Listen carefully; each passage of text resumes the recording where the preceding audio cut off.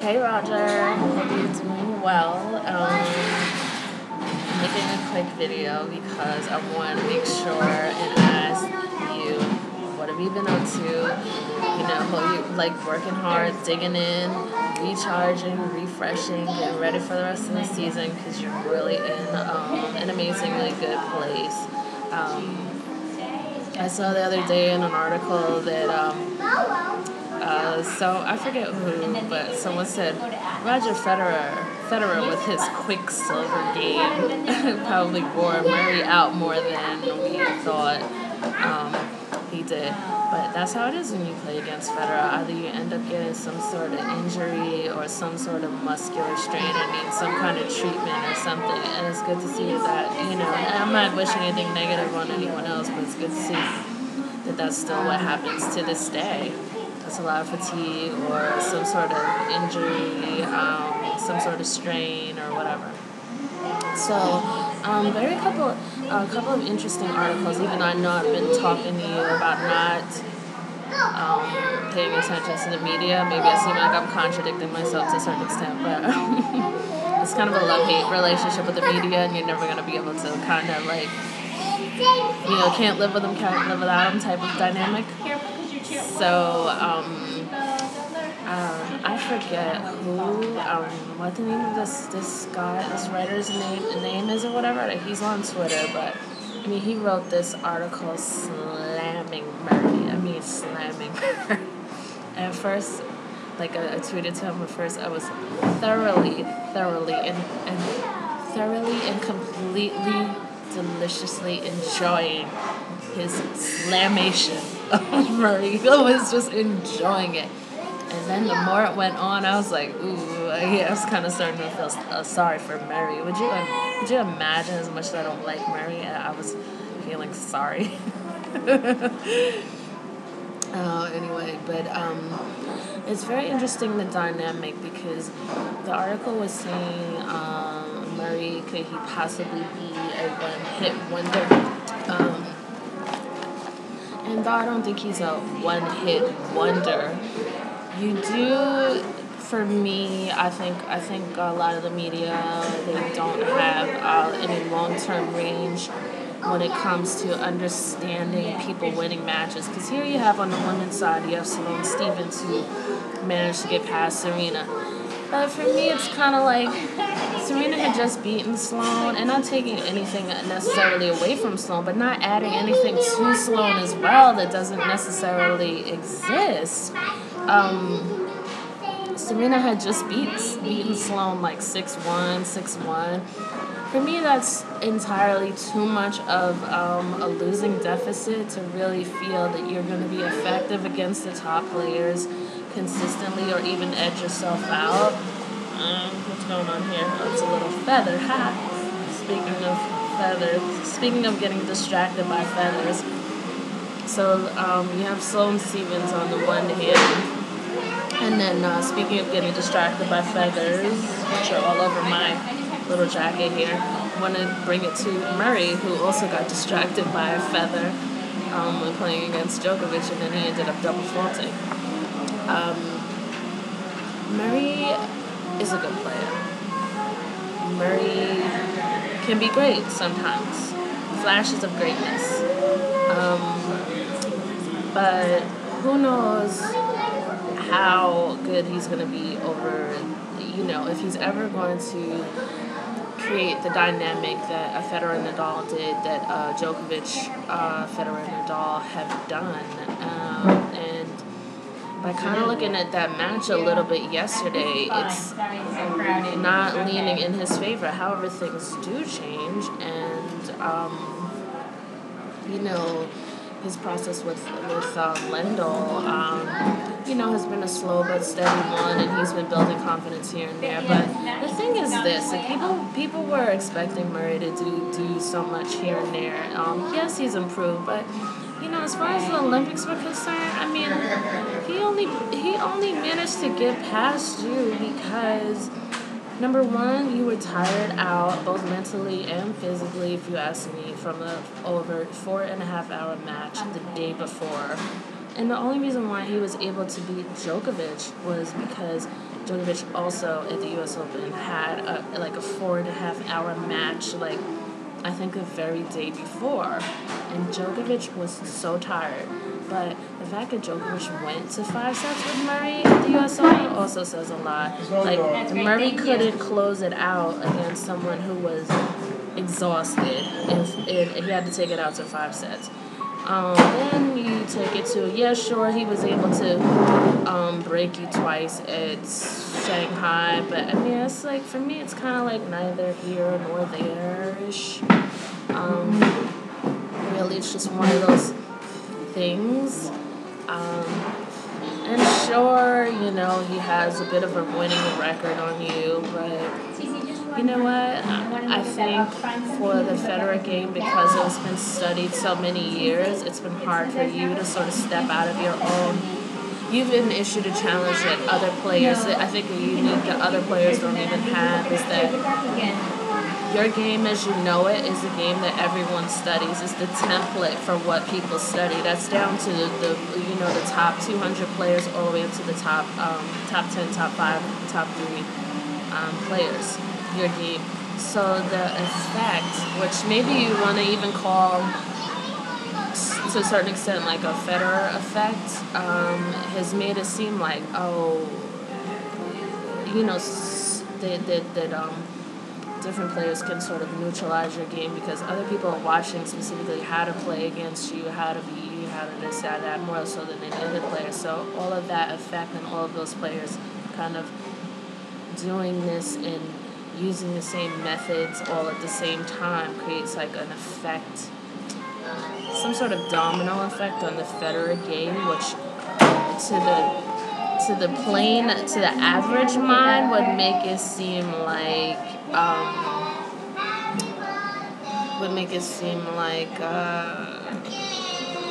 it's actually Federer's performance that is declining, rather than it's just it's a domino effect on Federer performance. And another thing is that you have a lot of players who are serving with a lot more power, a lot more speed and stuff like that. So it's not that. That's why it's important for you to remember it's not the skill of yours that is declined or anything like that.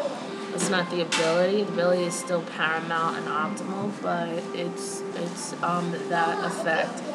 And so anyway, point being that Murray isn't there yet. I mean, in next year he could be playing better, but I just look at his attitude to a certain extent. Like, first of all, he's a freaking drag. Okay, I mean, he wins and it's just like, like some kind of weird attitude.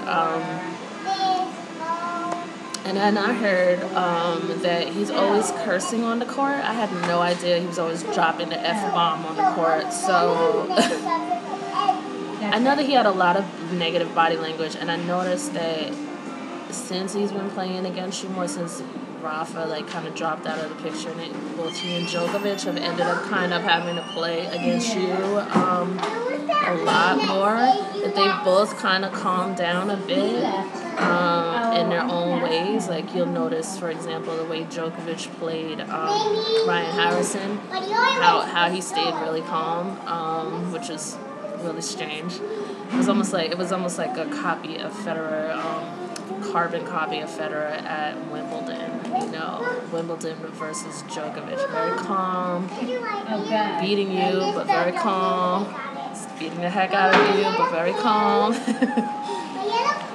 So, in any case, again, jumping back to Murray, I think it's interesting to the Federer dynamic and the way that people get juiced to play against Federer and to play harder against Federer and have a certain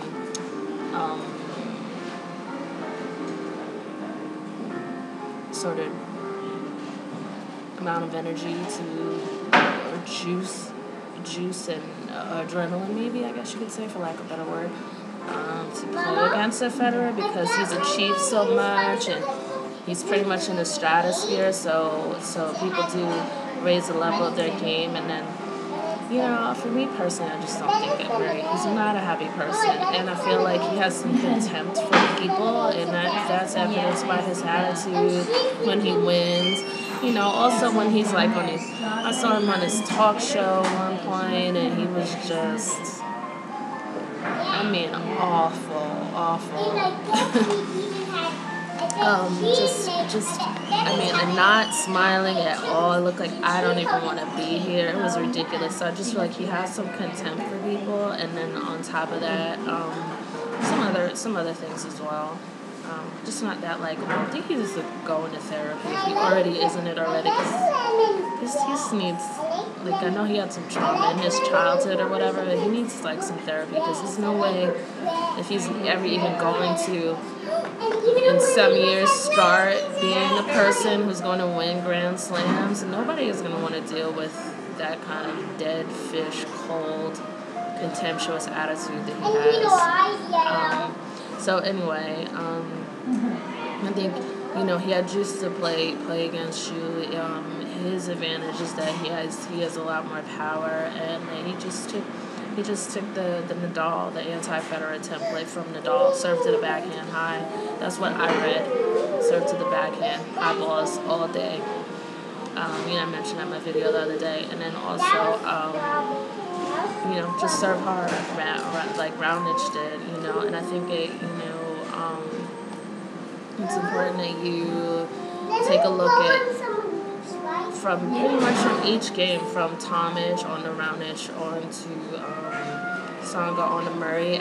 Each guy took pretty much the similar templates, serving hard, going at you very hard, and that's what it has to be. As long as people are keeping Federer on his heels, that's the best possible way that they are going to have a chance to get past him. So I think taking your game back to what I saw flashes of, which is that amazing backhand that you hit when Murray came to net. It was an amazing backhand. I know somebody wrote in in one of their articles, I forget who, but someone said that it would probably be not only a highlight of the match, but an absolute highlight of your career. It was an amazing shot, and I think that is how you should be playing.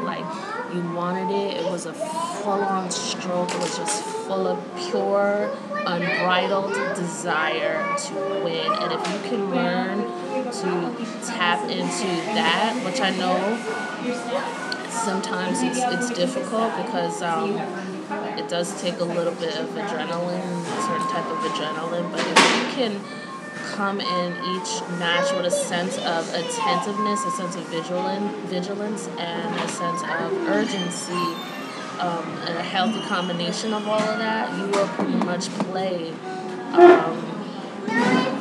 your shots the way you did that backhand, and that's what's going to get you to win, to really be on offense. And to notice as well, it's not your skill it's breaking down, it's that you're playing these guys in the old Federer template, and it's just not going to work anymore. You have to destroy that template, which is going to be possibly difficult for you, because this is your game, and it's almost like your identity, so you're going to have to break down parts of that and reinvent yourself, which is fun and you're totally capable of doing.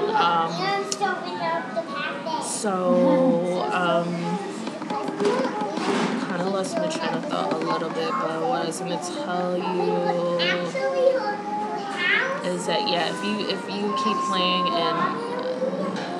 in that manner, these guys are not going to be able to get past you. And that's really kind of indicative sort of what happened between Murray and Djokovic as well. It's kind of like, it's easy to bring it to Federer kind of because, he's been winning everything. You kind of have this thing in the mind where, he's the greatest of all time. We always have to hear about how he's greatest of all time. And I realize I could be making some of this up, but I really, truly don't think I am. I think that's what some of these players carry in their head, like, it's Federer. I'm not saying that they don't dislike you, but I'm just saying that, you always kind of want to go up against the institution, and that's pretty much what you are. So you're going to always have, that hard time. You're always going to have to deal with that extra fire people are going to bring that they're not going to bring to other matches, and that's certainly indicative, like I said, of what Murray was doing. To get knocked out in 4 sets against Djokovic, who first of all wasn't even awake, from what I read in the first set, made quite a few errors, managed to sort of pull himself together a bit in the second set. To get knocked out in 4 sets, and you're supposed to be 25 years old and at the top of your game, I think it's really important for you to look at these factors, which brings me back to this guy who slammed the hell out of Murray in this article, saying he could be a one-hit wonder. But the guy has some very valid points. I just forget what his name is right now. But the writer, he had some very valid points. And while I'm sure in the next, you can see the sense of development going on with Murray, but I think it's going to take a little bit more time for him. However, for you, I think this Australian Open, everyone kind of looked at the way you were played by Murray, by Tsonga, Tsonga, by Raonic, and even somewhat by Tomic, that people are going to keep utilizing that. And, this is a call to you to do exactly what you need to do, which is number one, understand that you're very much so in this game. When you're not being exploited the way you were by Murray, you're way more talented than him. Of course, my God, I think, jumping off the subject for a second, sort of, is you were at 25. I think you had 11 majors, Grand Slams under your belt. I mean, these guys, Petit got one, Djokovic just had his 6, and I love Joker, but I don't count this Grand Slam as any. It's tough for me to count this as, oh my God, what a major achievement. If Djokovic had your draw, then I would say okay. But Djokovic had let's be real. Djokovic had a walk in the park pretty much. Even if he spent that surprising 5 sets against Stan Wawrinka, he still had pretty much a walk in the park to the finals. Easy breezy road to the finals. Let's just keep it real. So in my mind, I'm happy for him. Glad he got the three-peat. Love Joker, but I gotta keep it real, The three-peat thing, he'd have to be having 2 broken arms and half a broken leg to have not won that title. Come on. Seriously. So, sorry. So anyway, it's important to look and really psychologically know that you have absolutely all the skill that you need to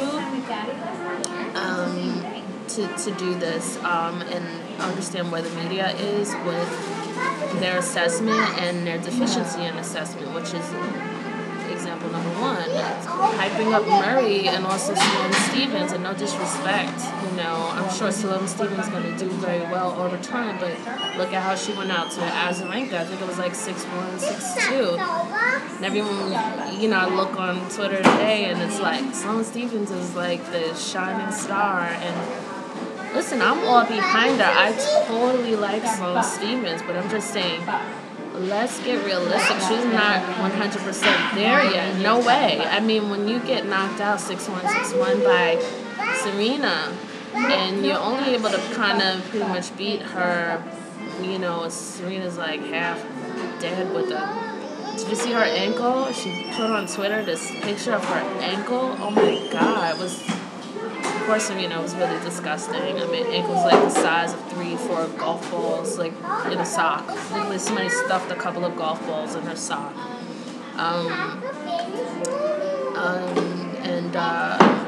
Murray as well. To say, oh well, Murray beat Federer here, Murray beat Djokovic there. And no, I mean, whether he has the winning record, which is only two games over you. He's still not a better player than you, and he still doesn't have it together. And let's see how he does longevity-wise. But, I mean, as far as I'm concerned, he and Lendl, sure, Lendl was great great, but I didn't realize how dirty a player Lendl was. I remember hearing about him so much when I was younger, in addition to John McEnroe, in addition to Chris Everett Lloyd and all of that. But, he and Murray, to me, seemed like to be the same type of person. And, I feel like he kind of encourages Murray and they feed off of each other in a bad way. From little things over the past, what happened at Wimbledon and a couple of other issues, which I won't get into. But overall, Murray has improved under Lendl, so it's not like I'm trying to take that away, but I'm just saying, I don't feel like they're the greatest, nicest people. I think they should both share contempt for people in general on some level. But just know by all of this that you do have the ability to come back, to really break down your game, to really, how can you say it, absolutely destroy complete parts of your game, which is going to be tough for you, but you can absolutely do it. And just remember that everyone else's assessment really pretty much sucks, and that you're playing at the highest level. You're playing better than these guys in a lot of ways. The only thing that they manage to have over you is that they're exploiting things that you need to close. Like the serving thing, you look at Murray had 20 aces, Tsonga had like 19 aces, or whatever the case is, Roundish 19, Tsonga 20, Murray 20, something like that. So obviously you need to work on that. Obviously you need to drop that drop shot because it's not working. Like I said, drop shot, you were 0 for 5, and against Murray. And it didn't work for Tsonga either. And it's not going to work for Djokovic. He's getting better, clearly, coming in net, and his fitness is ridiculous. So, working hard, figuring out what your net game, coming in net more, I guess, playing with that freedom and that unbridled desire that you had, and staying consistent with it. And then also, for you, Roger, there's still an element where you're still in your head. Like, losing that match against Murray, you were in your head, you know what I mean? And then when you started playing, you were playing from a place of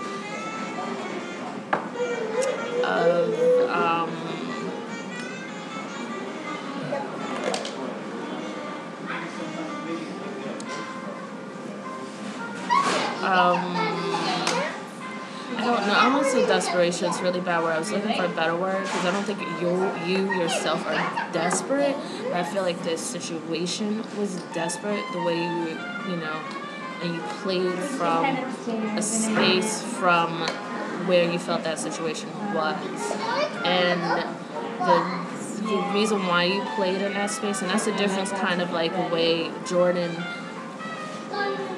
responds in those tough moments where you're pressed for time, where you really have to go in the zone.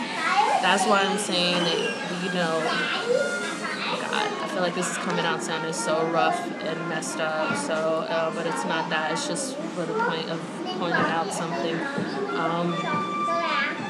With those clutch moments where you need to get in the zone, and I don't feel that you've been able to get into the zone, which I've talked about all last year in my videos, and now, because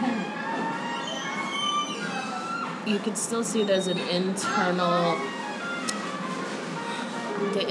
dialogue, the way it comes out on the court, the way it comes out in this sort of inconsistency of plays, or that the plays come through in spurts, the focus comes through in spurts, which are terrific, which lets you know that the talent is actually there. But just like with that tiebreaker, like, that was brilliant. Oh my God, no one ever pulls stuff out like the way you do, the brilliance. No one ever is going to be able to touch the brilliance that you do. But you want to be able to really harness it, step into it, and it's not there. It's not fully there yet. That's what I'm saying. Getting a mental fitness coach is what's going to help. Otherwise, you're going to keep having these moments. So, number one, change up the game. Number two, really take a hard consideration on mental fitness with a coach. A mental fitness coach who can help you, not doing this. You've seen what you can do on your own, which is great, but it only comes in spurts. But But if you see that you can do that, then to have someone help you unlock it and unleash it so that it's not something that you have to turn on. It's something that you're functioning from all of the time. And even when the moments and the situations provide themselves as the desperate moment, that you'll be performing from a level of zen that you see Jordan. As I'd say, Jordan is completely perfect, but what he did in his NBA in the latter stages of mid to latter stages of his NBA career, like performing right in those most important moments and securing what you want, because really you could have pulled this out, So not to say that it would have been easy, but you could have pulled it out. So again, don't be confused with not thinking you can't do stuff, but just knowing as well, like when you're hitting, most of your shots are landing in the forecourt of the opponent. That gets, puts you at an advantage. That makes people run to the court, slam balls towards you, put you on a run, knock you off your heels, begin to lead you out of a sense of concentration, which leads to more aces and God knows wherever else, Roger. So please hear me and just know, if you can do this, you can totally win, but you're going to have to really change some things that seem unchangeable. You're going to have to transform, but you're totally capable of doing it. So anyway, good luck, and I hope you're out there working really hard and staying on top of it, get right back on the horse. You're in a really good place. You made it to the semifinals, almost to the finals. You pushed the fifth set. I would say as your coach, I was really proud of you, given where you were functioning from. What you were able to do with those tiebreakers were absolutely amazing. However, the mental fitness, again, you're going to need a coach. I hope that you can look at this and see, you can't just keep trying to do this on your own. You need someone who's going to help you not be able to harness it from a place of anger, not be able to harness shots and pull yourself out of trouble from a place of just, I'm not going out. You know what I mean? You want to be able to be able to tap into that inner brilliance and bring it out the whole way through. And that's what you're going to do when you get a mental fitness coach. So, and I'm going to tell you, for real, I said this at the end of the World Tour Finals. If you do not do this, this is what's going to happen. Now, I did see a lot of major and amazing improvement in, like I said, at the Australian Open, in the tiebreaks. Amazing. So proud of you. But I'm just saying, you cannot, if you expect to continue to perform on the high levels, and then to continue to get past these guys now, you're going to have to reach out for some help. And I don't know if it's pride holding you back or time or whatever. You need to figure it out and get it done so that you can really have your talent unleashed in this proper manner, because you can be better than these guys. And I'm not just saying that because I like you. You know what I mean? You're better than these guys. You're better than Djokovic. You've been playing at the height of his game now, and you're certainly better than Murray. And if you're going to be able to get around these guys who already have the advantage of racket technology, power, sometimes even stamina, because a lot of these guys are getting walk in the park draws. And I'm sorry, I don't mean to put any negativity in the video, but I'm just saying, gotta get real now more than ever, because everyone's seeing how to play you in the Australian Open. Let's just keep it real. So you gotta cut that game. You gotta cut that game out and cut out all of those open doors that people had at the Australian Open to be able to exploit you to try to get past you. Because I want to keep it real with you. If you don't do that now, it's gonna be fucking disastrous for the rest of the season. What is it? You're gonna get into a place where. And I really don't mean to go here with you, but it's only because I'm a fan. I really care enough to just lay this out and say this to you, because I believe in your talent. I know what you can do. I believe in my assessment of people. I know a good athlete when I see one, and I would never sit here and lie if I didn't think you got the capability, and spend my personal time talking about it, even if I like to talk about it. It's going to be completely disastrous if you don't get on closing up all the way people were exploiting your game at the Australian Open. problem number one, like I said, I don't know, pay more attention on serve, your returns, whatever it is. Gotta take care of that, and you can do it. Even if you cut down those aces from 20 to 10, that's cool. Make sure you stay on your serve more than ever. Play more offensively minded, kind of like the way you were playing when you first came into AO, how aggressively you were playing.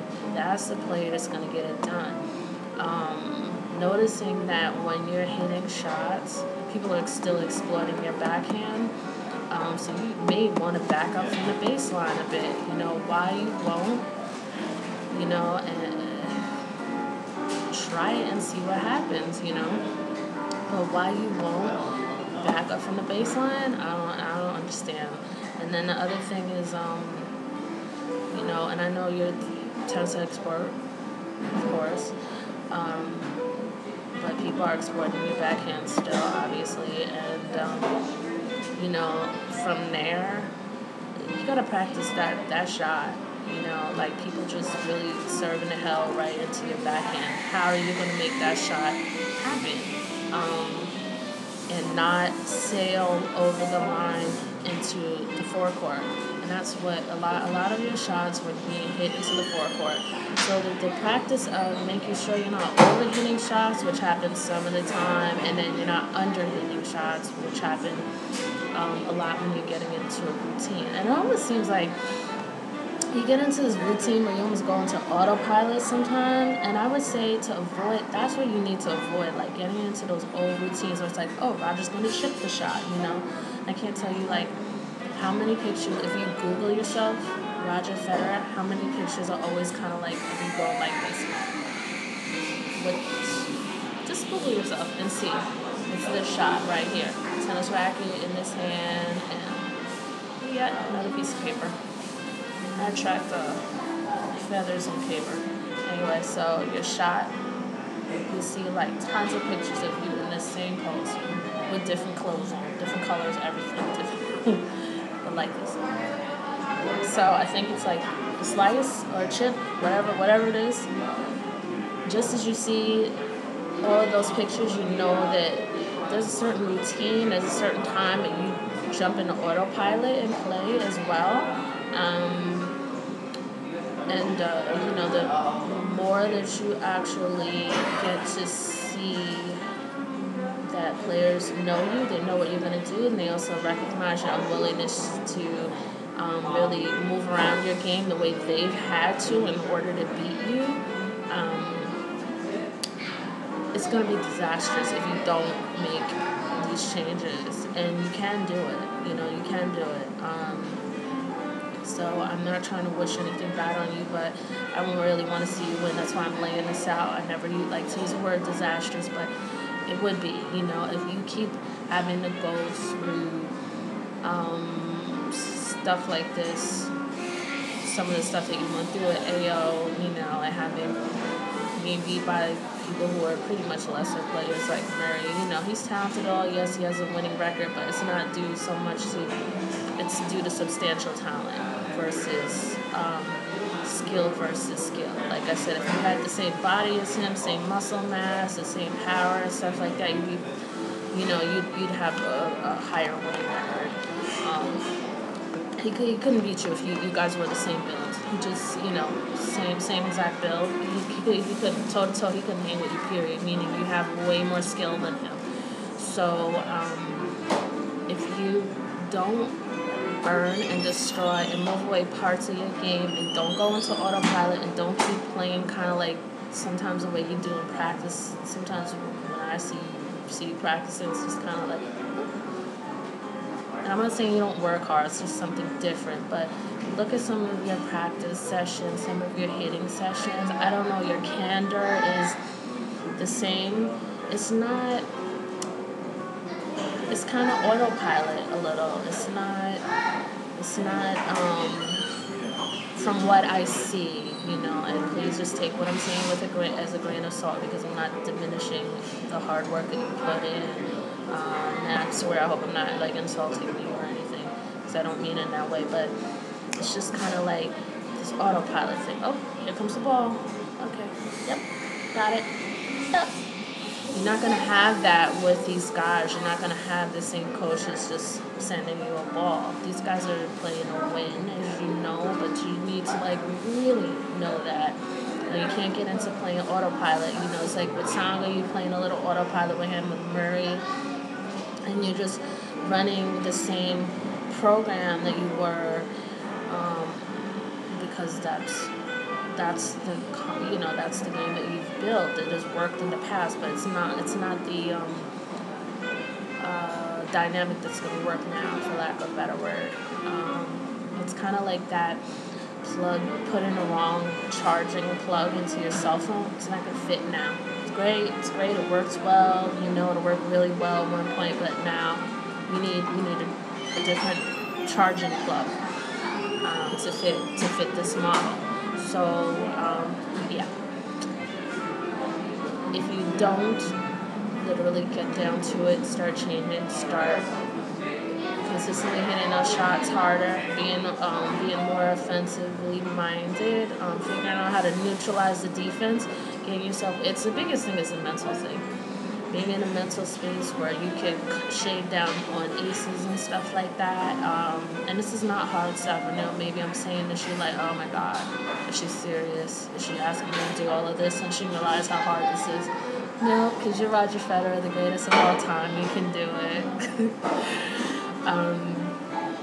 So anyway, I saw you return a 144 mile per hour serve from Andy Roddick. So, you can do it even if you did it once. You're very well capable of putting in that extra concentration to handle lesser serves. And if your coaches, I wonder sometimes, really like Pauline Nicole, but I'm wondering also, what kind of relationship are you guys having? I see everyone dressed in gray, supporting you, and I just kind of feel like, I'm not slamming them, I'm really not trying to get into everybody's personal business and piss people off with my so-called assumptions, How much are you letting him coach you, though? And if you're not letting him coach you and you guys have created this codependent relationship where it's just kind of like, all right, I'm just going to show up in the areas where Roger wants me to show up, which the reason why I say some of that is because of the way that some of his articles, his interviews have been written that I've read in the past, or especially in 2011 into 2012. And this is not slamming Coach Anacone at all, so I really, really wouldn't want you guys to think that. But I want to bring out something where you guys could really... Now I'm just going to put my thoughts on the table. Let me just say it like that. I'm just putting my thoughts on the table, just wondering, what kind of relationship are you guys having? Is it kind of like the support system? Well, we're all dressed in gray. We're here for you, Roger, or is it something where he could come to you and say, all right, 19 aces, in the fourth round, 20 aces in the quarterfinals, 20 aces, in the semifinals. We have an issue here.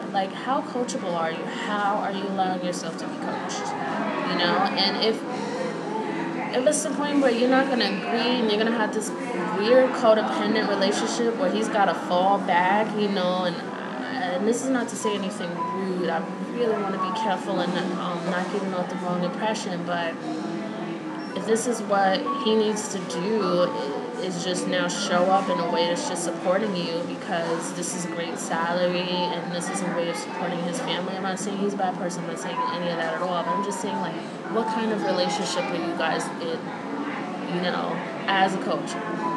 Is he allowed to really coach you? Do you tell him, I want to do this, I don't want to do that?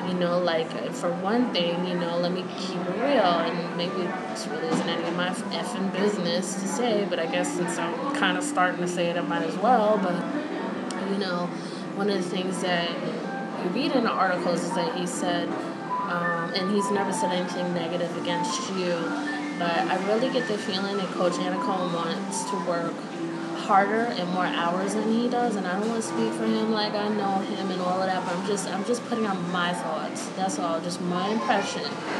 And now when he talks about Pete Sampras, that was it. That was all Pete Sampras was into, was tennis. And I'm not saying that needs to be your life. You know, I'm not saying that. I'm not saying that at all. But I'm just wondering, how coachable are you? You know, and that may be something you want to look at too. And if it's something where, you know, maybe his coaching style is coaching you into some way that it's not a Roger Federer-esque, then the two of you could still keep working at the table, dismantling stuff, but still coming to something. And while you're not staying in your own comfort zone, and you're not pushing him off into something where he's like, I'm just going to show up in the places where Roger lets me show up. I'm going to support him, wear all our gray, and see what's going on, you know? It's so funny, too, when that Murray match was happening. You know, this is my sixth sense working here, but I don't know. It was like Coach Anacone was sitting there. Everybody was sitting there, like Team Federer sitting there on in the box, like leaning over. I've never seen this before. But, like, what's going to happen? And it just feels like from that kind of energy, from the great, you know, everybody dressing alike. And there's nothing wrong with the dressing alike or anything like that, but I still feel that it's coming from a place like, Roger, we support you, we trust you, we're here for you, you know. I feel like it's coming from a place where I feel like your coach is a little restrained. Don't feel like he's able to coach you or advise you. That's what I kind of feel. And then I feel like the way they were sitting there looking like, what's going to happen, was coming from a place of more of an observer rather than a coach and an advisor. You know what I mean? I don't know how to explain it, but I could be reading into it, but I just really don't think I'm reading into this wrong. So how coachable are you, you know? And if you're getting upset about that, there's something there too. Do you not want to change? Do you think that using the horse and buggy approach to, you know, something like a NASCAR race is what's going to keep you getting to the finals? Because you have the skill, you know, you have the skill. So, you know, it's not that I want to piss you off or anything like that. It's just keeping it real. If you do not make some real changes, you know, and rework, because the raw skill is there. You have the skill. You're better than these guys. You hear me? You're absolutely better than these guys. And you could totally do this at 31, 32, 33, 34. You were in better shape than a lot of them last year. You went a very long season deep into many tournaments that even Djokovic didn't make it deep into. You managed to play an entire year. I mean, you took Paris off, but so what? You know, at that point, I could kind of see why you did. And, you know, you're still functioning past what everyone expects you to do. So you've got to, like, number one, stay in that reality and don't let anybody try to talk you out of it. But the only way to stay in that reality is to really change fast and furious and be ruthless about destroying your old game. Be ruthless about it. Be coachable, you know. Let this coach show up as a coach. Let him coach you, you know. You know what? I've surprised myself at how adamant I'm about this, and it must be kind of right on some level, if I could say it like that. Let him coach you, you know. Don't fire him because he's telling you stuff, you know what I mean? Like, where is your comfort level? What don't you want to change? And because you're the one paying him, you know, are you arguing for your limitations and not for your sustained development, you know, at a cost that lies outside of your comfort zone, you know? So I'm just saying to look at all of those, and if you don't start changing right away, it's going to be fucking disastrous. I'm just telling you right now. You're going to start having more matches like you did with Murray, getting beat by people you know damn well you should be beating, playing really hard in spurts, playing brilliantly in spurts, allowing the media to have these wrong assessments about you because they pretty much have a lack of a lot of them have a lack of I want to say critical thinking, but that's too harsh. It's not that, but just really vision to a certain extent. You know, the same type of people who say, oh my gosh, Sloane Stephens, she's so great now. And it's like, not yet. She's good. She's a great girl. I wish her well. I like her a lot. But let's just keep it real. Let's look at the numbers. 6'1", 6'1", and then you get to you beat an ailing Serena, and then you get knocked out by Azarenka 6'2", 6'2", and now you're coming out. Now people, are coming out with these articles how great she was at the Australian Open. Not yet, my friends, not yet. Murray kind of the same thing too. So if you want to, you got to be careful. A lot of these people don't have any real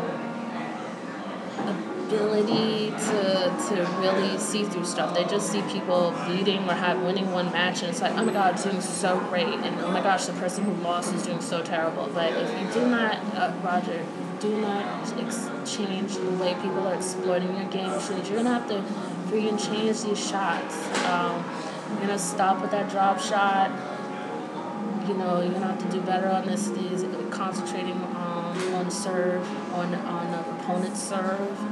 And I know that's all easy for me to say, and tons of other stuff. But I'll talk about them more in depth later. And you're going to have to make sure you're not getting into this rhythm, this autopilot rhythm that the players know you for, where you're only hitting the ball into the forecourt, where they're running to, which Song was able to do really well, run into the forecourt a lot and just slam you right on your heels and win shots, So I'm saying this because I believe and I know you can take this. You are built, you are cut from the material to make this into not the troposphere. What was it in high school? It's the atmosphere has like 4 or 5 levels. One is, I think the first one is the troposphere, the one that we're all in. Then you go further up, it's the thermosphere, stratosphere, mesosphere, and then it's space. But anyway, you're cut from the material to take this into a realm that no one has ever touched before, and no one can ever touch. And so you gotta have the vision to know where to destroy and break down your game. And there's a very, very good actually what comes to mind is the Hindu goddess. Her name is Kali, and you should look that up. Kali, I believe. And she is the destroyer, but the destroyer in what may seem like a chaotic way, but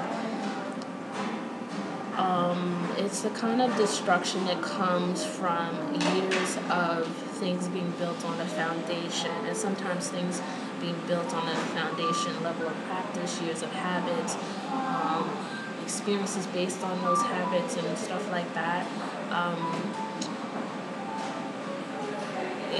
Sometimes things have to be destroyed in a certain way. They can't just be changed. They actually have to be blown up. And that's kind of like what she is. She's like this goddess who I think like her tongue is out, like, she like looks scary, and everything with her is like fire and destruction, but it's more like fire destruction in the form of fast transformation.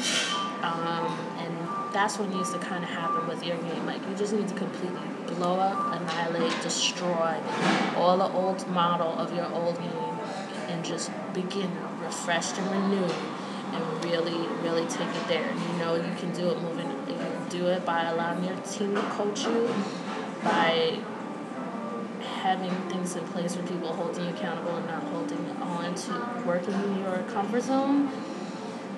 Don't allow your creative relationship where your coach is kind of just showing up in places where he can. And I think I kind of left off where I said Sampras was always focused on tennis. And Roger Federer,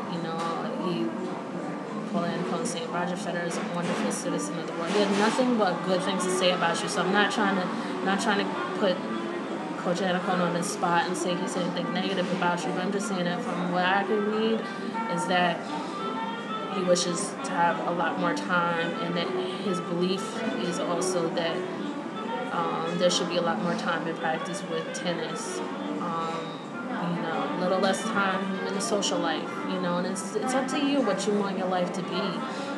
Will you have like this heavy social life around the world, or will you want to show up for giving stuff more attention now than maybe what it ever needed in the past. Now you need to give your tennis game a little more attention.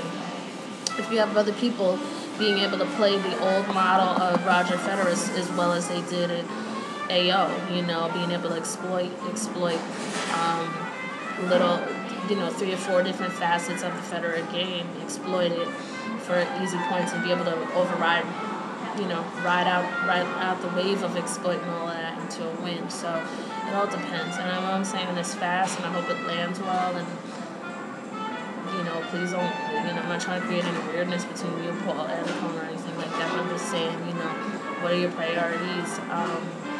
Besides this legitimate obligations of your own personal life, really sitting down and looking like, what do I need to do?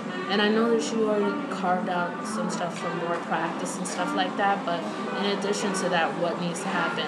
Like, if I were your coach, maybe you'd freaking fire me, because I'd be like, okay, look, there's major problems with the fact that for three matches straight, 19 aces, 20 aces, 20 aces, there's a problem. We got to work on that. And if you're going to go hang out with your friends and stuff or in other cities when we should be working on tennis, whatever. So anyway, I know that might not land well, and I don't mean it like that because I don't know you, so I don't want it to land like the wrong way or say that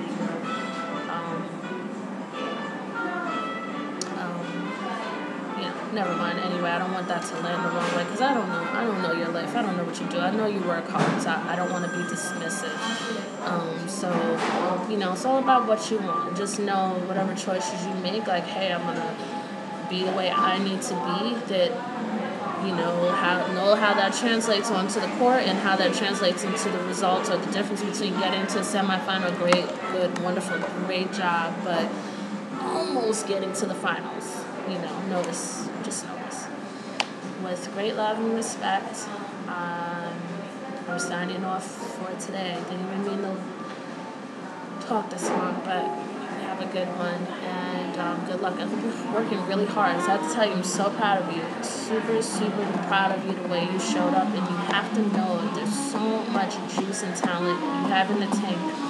But you're going to be the one defining this. You're going to be the one showing other people a new consciousness about how far a player can go, and you're going to be letting people know, like, whoa, hold on, he is ridiculously more talented than I ever even thought.